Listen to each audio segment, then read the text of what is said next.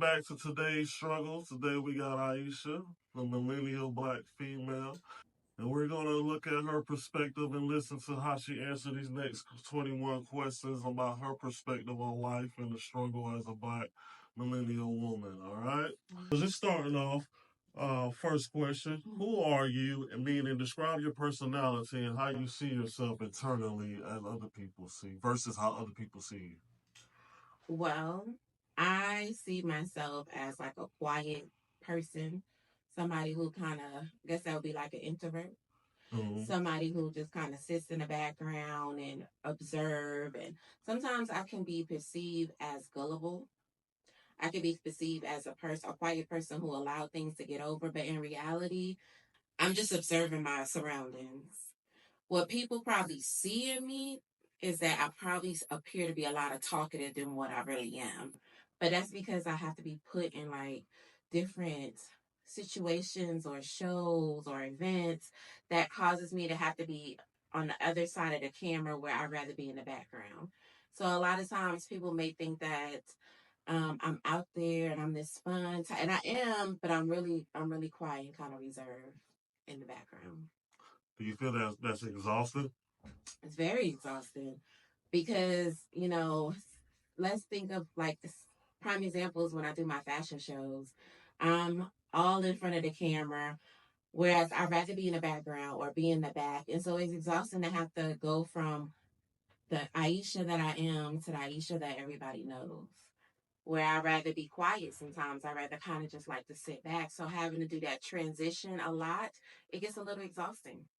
Yeah, yeah. My job is exhausting 'cause I have to talk to people every day, Okay. and I don't want to talk to people every day. And that's another thing. Like my job requires me to be in my client's space. Mm-hmm. It requires me to be in their homes. It requires me to go out there and be an advocate for them in the community. Where sometimes I wake up and I don't want to be an advocate, but that's just what I do and that's what I love to do. So it gets tiring. Yes.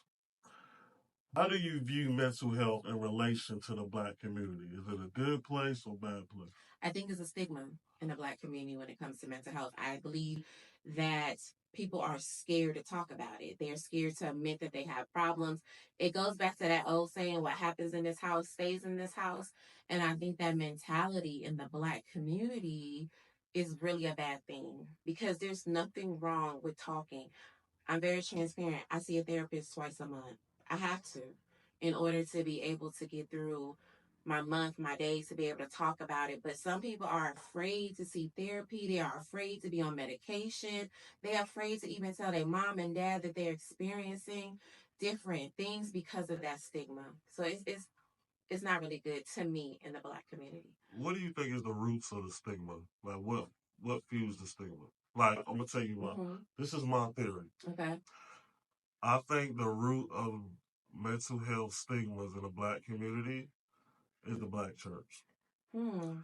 Because so many of us black folks grew up in a black church, and if you got a problem going on, it's the devil. Mm-hmm. It's the devil that's messing with your mind, stealing your joy, making you unhappy. It's the devil. That's why you're scared. That's why you're fearful. Because if you have faith in God, Mm-hmm. you wouldn't be fearful. But somebody might just have anxiety. Right.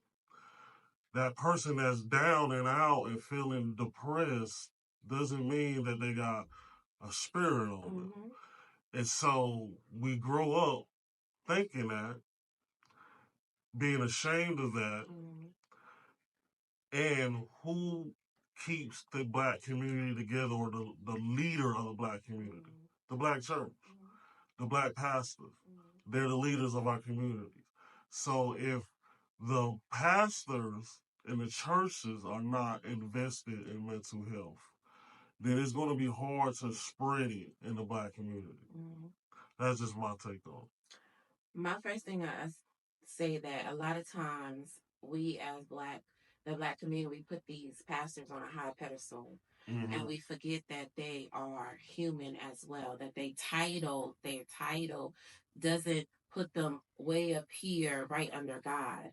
Now I've been at a service where I watched them pray over this girl in the middle of the aisle. They had a blanket over her, and she was convulsing. But in reality, she was having an anxiety attack. And they was like you said, praying a spirit off her. Mm-hmm. But in reality, she was having a panic attack. This was way when I was young. I'm blessed to be part of a fellowship now that my leader, she's in the mental health field. Mm-hmm. She was the reason why I started therapy. She was the reason, like, you need to go because this is what I'm seeing. You don't find that in everyday church. Right. Because in some churches, they're still praying off that demon. But when do we be as an individual and get our own voice and stop allowing people with so-called titles to dictate our lives? Right. You're right. Yep. As a person of color, have you ever dealt with depression? And if so, how did you heal from it? I've done with depression. Now, I'll say this to everybody. Everybody has sad moments. Mm-hmm. Everybody go through a sad moment. I'll call those times when you are depressed, ED. You having a sad day, you don't feel like you're out the bed, it's just not a good day. You know, when you have that depression, when you add that ION to it, that's something deeper. Mm-hmm. This is days, this is months, this is a reoccurring. I went through depression after my mom passed. And how I dealt with it, well, it took 4 years for me to start dealing with it because I blocked it. So now I'm in the process of dealing with all those emotions and feelings. Now, my best thing is get help because I thought I could do it by myself. I thought I can block it out, but in reality, I was just angry, walking around, ready to fight everybody. I was ready to go off on everybody. I was having breakdowns for no reason. Am I 100% better? Absolutely not. But I'm not where I was. So I would say how I started was my leader said you need to get some help, and I had to go get help. And do you feel like just therapy is good, or did you look into medication as well? I didn't look into medication. Right now, therapy is just good for me. Okay. All right. What was the hardest time in your life, mentally and emotionally? The hardest time I would have to go back to when my mom passed. That was the hardest time. She was like my rock. She was my best friend. So not having her, going through that process. I mean, you know how you go through a process of death with other family members and other people who lost their parents and you be there supportive, but it's different when it's your parent, when it's your mother, and you're now sitting in that position. So that's been the hardest part of my life. Do you feel like that moment changed you permanently in any type of way? I think it changed my perspective. It opened up, it made a lot of things more clearer. Like, a lot of things that was being hid in the closet came to light when she passed. Mm-hmm. So it changed my perspective on people. I learned who my real support system was because those was the ones that was standing beside me or calling me every day and who wasn't. And I learned that there is life after not having a mother, but I don't know how to get to that spot. That's what I'm working on. Yeah, for me, I'm permanently lost the fear of losing people. Mm-hmm. So if a person come in my life, like pre-mom death, I will be like nervous about losing certain people or anxiety go up. Now I'll just be like, you either in here, yeah, man. It's like I don't like you want to go, you want to stay. Like I don't fear anybody coming in or leaving, and I have less fear of the unknown. I think that comes here because the biggest part of our life is gone. Yeah. So it's like if I can deal with that, right. So I can deal with this. I can deal with that loss because I dealt with this and it's like the biggest loss I ever had. Yeah. Yeah, I have no problem with loss now. And that's not just people, any type of loss. For anything. Any type of loss, it doesn't even phase me on the level that it used to. I'm just saying, I've noticed I've done the same way. Like my daughter be like, it don't even phase you. No. I'll think about it all day and that's messed up. and then I'm back into what I need to do. Yeah. I don't go through that. Oh, he hurt me, or oh, I lost this job, or oh, this client. I'm good. Who is your biggest supporter, and how do they impact your life? My biggest supporters, I would say, are my siblings now because this is all we have. All we have is each other. Yeah. So, um, they picked up the slack that my mom was doing. Like when I traveled or whenever I did something, my mom was there. So now that I do something, you guys are there. So y'all are like my biggest supporters now with everything I do. Now y'all do tell me it's a little bit crazy, my idea, but y'all still support it. Yeah, yeah, I come up with some yeah. really big ideas. Just give me a second. Right. I'll read it. I'll read it and I'll pause. Like, Give me a what second. is she talking about? Yeah, I think a lot of us, we all three of us picked up our support Yeah. more. We came, I think we got a little bit more closer than what we was. Like, me Yeah, and you always been close, and then we always looked at Sean as the older sister, and she kind of had her own life. yeah, But I think now it's like more closer now. yeah. Do you feel as if your parents played a part in your struggles you deal with today? I feel I feel part of my dad plays a part in some of the struggles that I deal with today. I think it's only because I don't know the dynamic of our relationship since she passed. Mm-hmm. I thought it was one way, and then I learned that was a lie. And so now it's this new dynamic, this new relationship, this new trying to um, get through these feelings and of anger and bitterness, and how do I navigate through that? It kind of puts some of the struggle on me because when honestly, when you're going through feelings, it comes out in other areas. Like Mm-hmm. if I'm mad or if I'm bitter, it's gonna come out in my household. It's gonna come out in my work life. It's gonna come out in my business. It's gonna come out in ministry. So it comes out in all aspects. So I think that's some of my struggles. Do you feel like the growing up in the household led to problems as far as like anxiety, depression that you deal with in adulthood? I don't think so because honestly, I think I shielded it. I don't. It's not that I don't remember, but it didn't affect me in the household more because all I seen was what Ma was doing in the life of the household with Ma. I didn't really. I seen the struggles they was having, and of course, alcoholism runs in our family, and I seen that, but it didn't affect me like it might affect others. Yeah. Well, it led to me having a lot of anxiety. Mm-hmm. And it wasn't anxiety because of, it wasn't fear anxiety. It's anxiety of doing a lot that I would say as a child we probably should have been doing. Growing up back then, a lot of responsibilities were put on a 10-year-old that wouldn't be put on a 10-year-old today. And then you grow up as an adult and you realize that a lot of times you didn't get to be a kid. Mm-hmm. Watching Vincent while mom was at work, a Yeah. lot of times uh, tiptoeing around the dad because he's drunk and don't want to hear noise. That stuff instills anxiety Mm-hmm. that you don't realize until you get older that, oh, That's what it I was. had that. That's what it was. Mm-hmm. I had anxiety the whole time. And just like and this goes back to how I block it. If blocking is a good thing, and sometimes, and then it's a bad thing. So like even you bringing that up, and that just my remembrance because that's where the blocking Yeah. came in. Yeah, everybody has a little differently. How has your finances and neighborhood impacted your mental health in positive or negative? I mean, it goes both ways. I'm a single mom, so everything is me. I'm the head of my household. I do everything. And I also is a business owner, so I have business expenses as well. I'm a first time homeowner, so I have those expenses.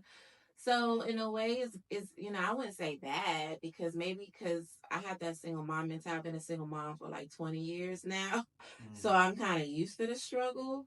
Yeah. In a way, is I say it's good because I'm not where I used to be. I'm not making what I used to be. I'm well Mm-hmm. involved in my career that I am now. But yeah, it's a struggle. But I feel like I want to say once you get used to being a single mom, the struggle just becomes second nature. It's like that thing like, okay, well, if this bill is due, well, I'm gonna pay this bill. This bill's gonna have to wait. It's like it's just that you get into that. Learn how to make it happen. Yeah, you got that make it happen mentality, that hustle mentality. So in a way, it's good, in a way, it's bad. But I've been doing it for so long, I'm kind of just used to it. How comfortable do you get in your romantic relationships? Do you feel like you're 100% open book? Do you feel like you're vulnerable? Not in the beginning. I'm not, and I think it's because of the fear of being vulnerable, the fear of telling like what I truly feel or what I'm truly going through. Because what if I say it too early? What if I say it on Tuesday? We have a fight on Wednesday, and by Thursday, that runs through my head. Like, why? If am I being open too soon? Am I being vulnerable too soon? So I'm not a open book in the beginning. It do take time. So how long would you say it takes? You know what? I don't know. I think it takes a. I don't want to say it takes a 6 months? while. I never put a date on it, but I probably would say about 6 months. But in that 6 months, I'm slowly like opening up, and I'm Yeah. slowly like allowing that because as you get into months, you like, okay, look, that person look like they about to be stable. Yeah. And so then now I can open up like my fears and stuff like that. So it's definitely not in the beginning. Do you view vulnerability as a weakness or a strength? I view it in the beginning as a weakness. Oh, I everybody says, do. and I I disagree with do. all y'all. I do. I view it as a weakness, only because I'm gonna tell you, I am a person that likes to be in control of my emotions. Mm-hmm. I like to be in control of my surroundings. I like to be in control of what's going on. So if I am vulnerable to the point that I'm releasing, and then of course it never fails. I'm releasing feelings, then the tears is gonna come, and then I feel like, okay, well now I'm weak. I'm not that strong Aisha anymore. But then look at it like this. Do you know how strong you have to be to voice what is going on with you internally? I can see that. You can't be weak. Mm-hmm. So vulnerability is a strong attribute because you're having the strength to express how you feel in real time. Mm-hmm. Getting it out. You're not making it an emotional scene. You're just saying, I feel like ABC. Mm-hmm. That takes strength to say that to somebody. Now, what the other person do with it, that's on them. That's their character Mm-hmm. flaw if they take it and do something negative Right. with it. But it's your strength to be vulnerable. Mm-hmm. I don't know why y'all think it's a It's weakness. I think because you it's a thinking common perception. You hear the word vulnerable. you hear lose control. Right. You hear lose No, control. it's actually the That's the opposite. It opposite. takes a lot of strength to be vulnerable. Mm-hmm. What are the things that you worry about the most? I worry about the most is what will happen when I'm no longer here when it comes to my children. Like, will they be able to keep going? Will they be able to stand on their feet? Everybody who knows me, follows me, interacts with me know that I have a special needs child. What will she be okay? Will will the family and her siblings step up and make sure she have the services that she needs? I worry about that. Do you feel like you prepared them enough? I feel like, I'm preparing them. Are they 100s? No. No. Cause But because this these Gen Z generation, kids. this generation is, and it's like they don't want to hear. Like if may say something, there's gonna be a time that I'm not gonna be here. Oh ma, don't say that. Don't say that. But I want to prepare you because it's different as Jaden are 20, and when God calls me home, they're 20, they're adults, they know how to function. But now you have a younger sibling that needs extra care, needs extra support. Oh, she'll be okay. Well, what does that look in your eyes? Because it looks different to me as a parent that's maintaining her services. Yeah, when I think about Gen Z, uh, I don't trust them. I, it's I yeah. don't trust them. I don't trust them. I don't trust them. They on a whole different level than They us. yes, Oh, they lack they lack accountability. Thank you. And uh, they have a this complex as far as entitlement. Yep. They feel like everything has to be given to them. Yes. Yes. And so, yeah, I don't trust them. And so, yeah. So it's a word, see? And as a mom of Gen Z twins, yeah, it's a worry. Nothing against my kids. I love Jaden to death. Those are my babies, my original babies. But it's a worry. Like, will you be able to keep going? Like, I know one thing I know our mom didn't ever have to worry about as we got older. Will we be able to survive? Because that's how she raised us. Mm-hmm. You know, we was already in our respective places doing stuff before, so she was able to see some of that what she taught us come to play. Yeah. And you know, of course, that's a goal of every parent. You just never know what's gonna happen. But yeah, that generation just yeah. They're concerning. Yes, very. If you could change one thing about your life to make it better, what would you change and why? To make it better, what would I change? I know it's probably gonna sound like, oh, she always harp on this. I would bring my mom back. Yeah. I feel like when she left, I just feel like a piece of me left. And I feel like if you know, if she was still here, some of the struggles as a family we wouldn't have. I feel like you know, the communication, all that stuff, just the interactions with the family, and I think it would be so much better. I don't think I will have to question, am I doing this right as a mother? Am I do, you know, those questions that I would call her and be like, hey mom, this happened today.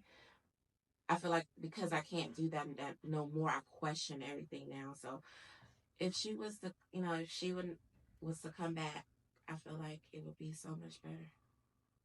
When you say come back, in what state though? You Cause know, see, that's the part that conflicts me. you know, She was suffering she so was much. suffering. And of I course, would not want her to come back for my own selfish desires. that's what I'm about to say. You know, a lot of times when people, of course, when you grieving, you know, when it was fresh to us and we was going through the process, of course, that's all we wanted was just our mom back. And of course, it probably sounds selfish to people because you know they knew her struggles, we knew her health problems, we knew, but we as her children, we're not wanting the illness back. We're not wanting the struggle back. We want the person back. We want the mom that you know, when she wasn't hurting, when she wasn't going through the health problems, you know, even though she was still our mom when she was going through that, we don't want to bring that part. We just want our mother. Right. That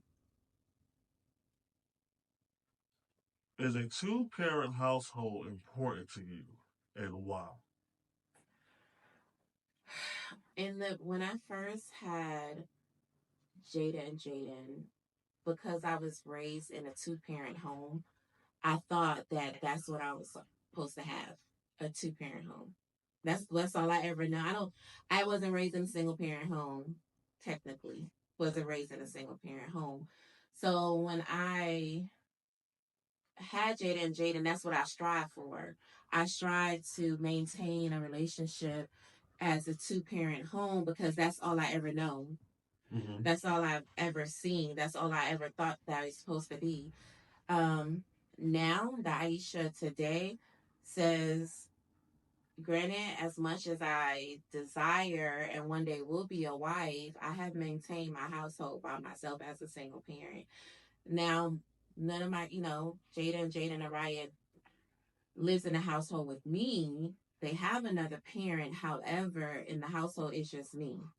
So now I say I can maintain it. Back then, that's in my mindset was you don't want to be a single parent. That's not what you desire to be is a single parent. But since that's all I've done, that's what it is now. Do you see the benefit from coming from it? I see the benefit of coming from a two-parent home, absolutely, because I had both parents. I don't want to say I didn't see the struggle, but I can go to my mom, I can go to my dad. I didn't have to go through, seeing one parent and not the struggle of not seeing my other parent. Both my parents was in the household with us.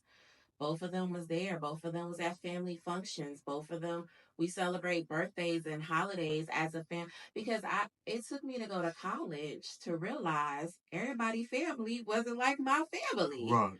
Like, what do you mean y'all don't get together for dinners and go all out for birthdays? What do you mean your parents ain't come to college to visit you? Mine is. So it took a while. So yeah, it was a benefit of being in a two-parent home. So with that being said, just because you was able to persevere in something, would you still take the two-parent household over the single-parent household? Absolutely. Okay. Absolutely. I've been dying on this hill. You're the first person that agrees with me on that. I would absolutely. Okay. Absolutely. I would take a two-parent home now as versus being a single parent. Absolutely. Will it happen one day? Absolutely. All right. As a black person in today's society, what do you fear the most? I fear, honestly, I fear my son raising a black male in today's society. I have fear every time he goes out. I have fear every time he's out and about. Is he going to get pulled over? Is he going to meet the wrong person? And I, raising a black man is not easy, especially in today's society, especially in today's struggles. I fear when he goes. I fear even when my daughter go out. But when it comes to that black male, I fear what can happen. Say black man is born with two strikes.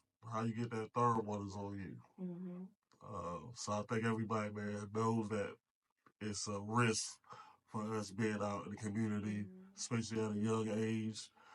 Uh,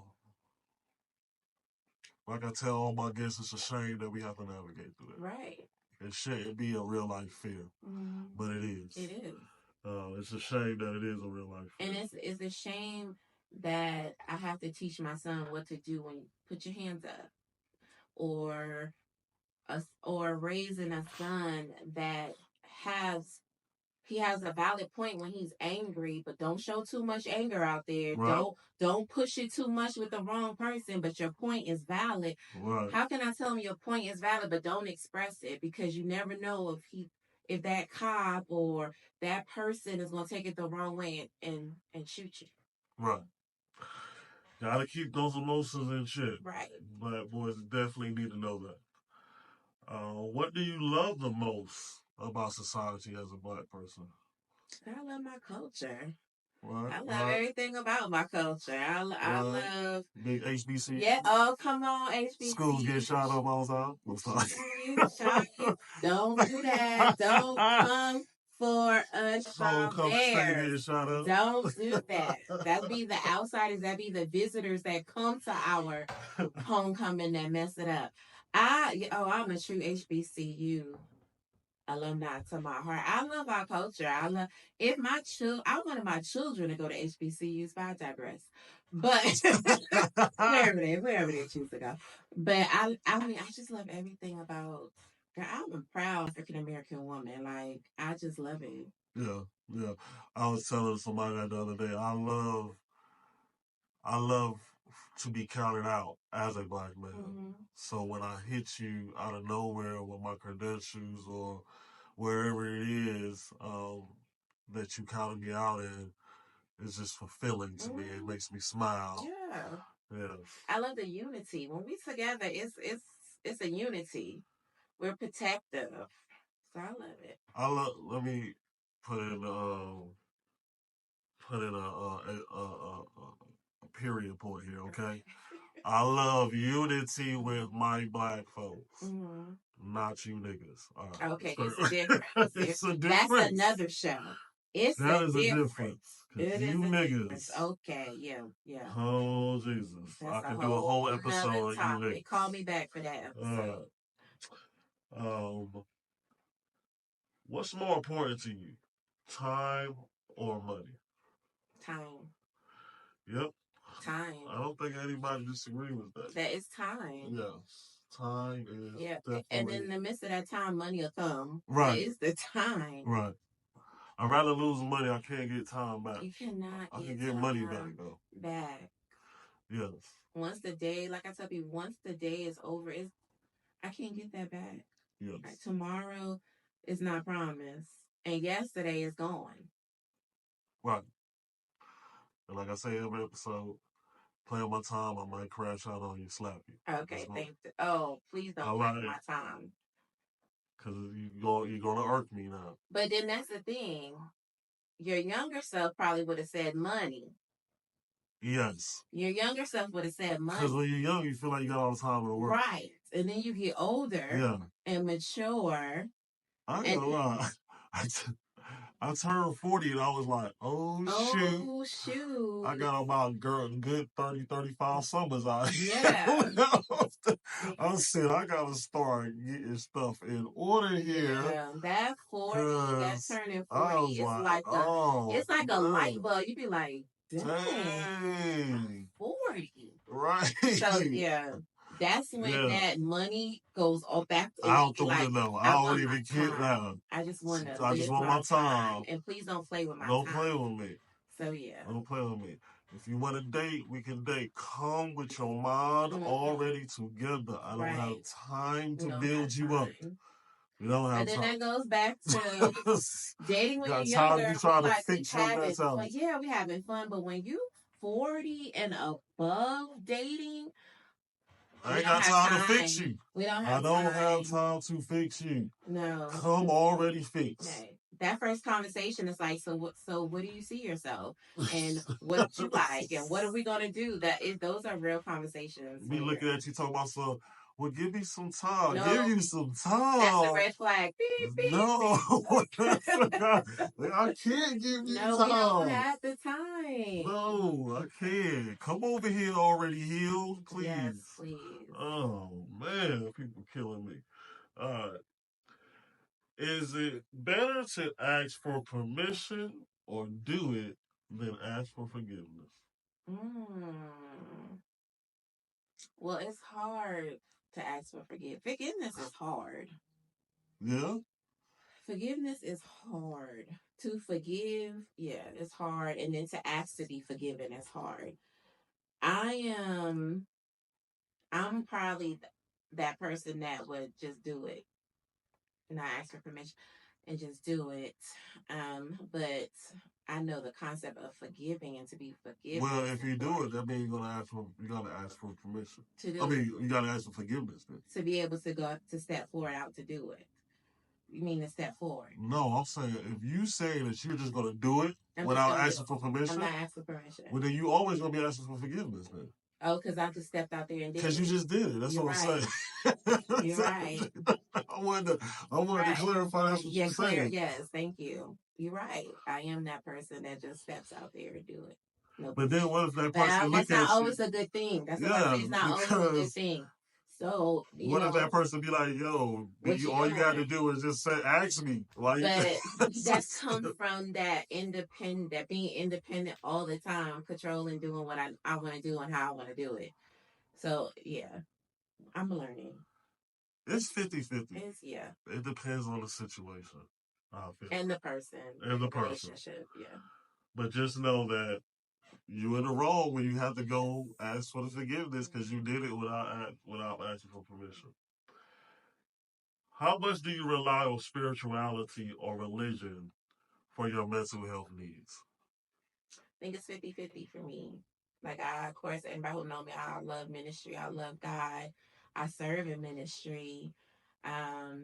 but I also know there's a balance, and I also know there's the reason why he created therapists and mental health counselors and nurse practitioners. Those are reasons, and it's there too. So I know that God is a healer, but I also know He placed these people here to assist with that.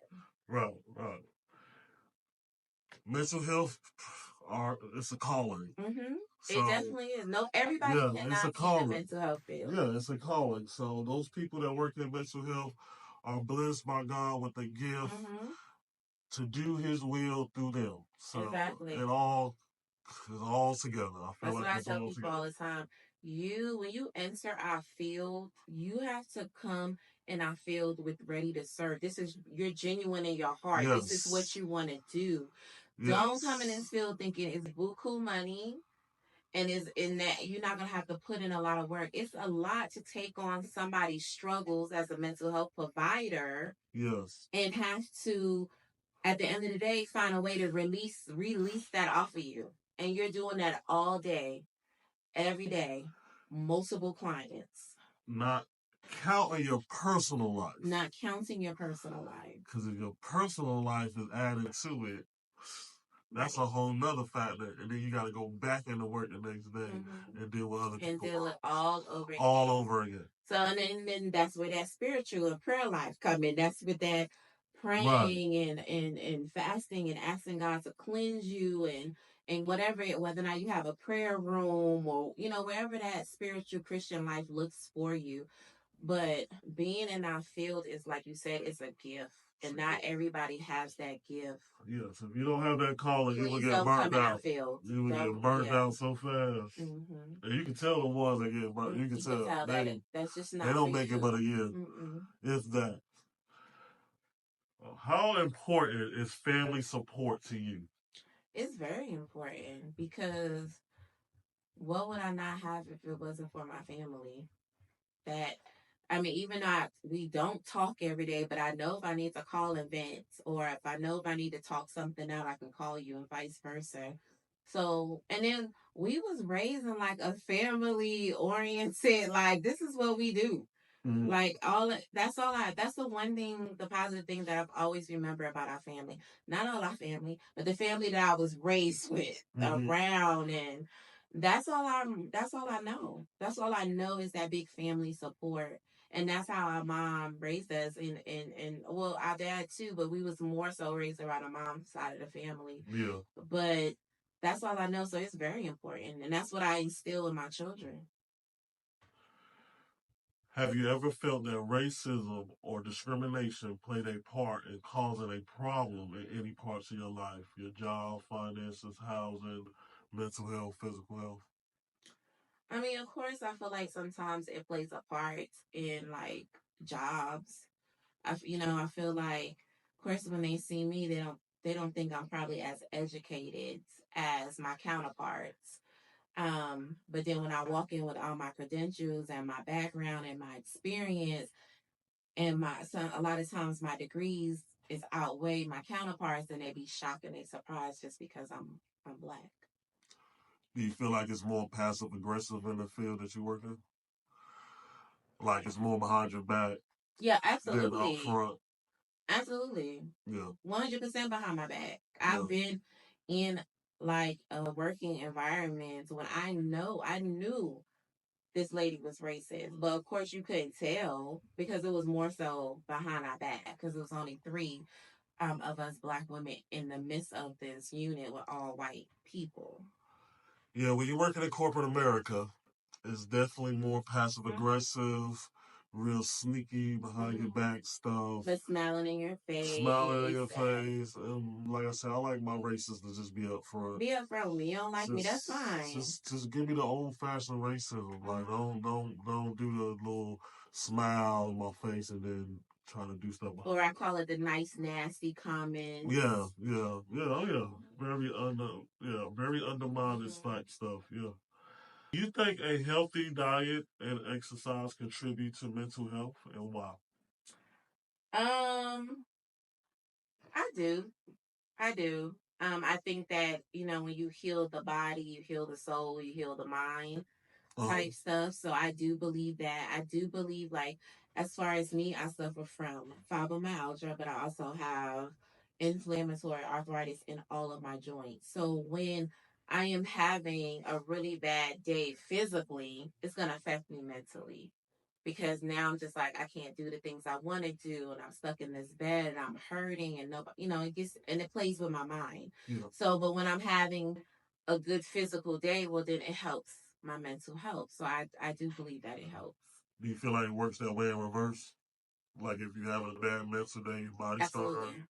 Because stress is one of the causes of body pain. Yeah. And affects your body. So I've had times when I'm stressed about something and it never fails, and now it flares up. It flares up everything in my body because I'm stressed. I put my body in a tense moment. Stress causes inflammation in the body. Yeah.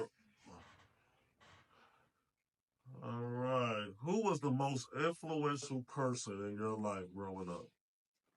I feel like I just gonna keep saying my mom. Just like my mom. My mom was the most influential person. She was like a, can I curse? She was like a badass. Like she was. She was a badass. Like working, nursing, housewife, raising us. She was the one who encourages. Now she'll let us know the idea was crazy, but she encouraged us and stood by our side through everything. Like everything. When I was called to ministry, it was probably not one time that when I had to teach or speak or anything, she wasn't sitting in the front row. Yeah.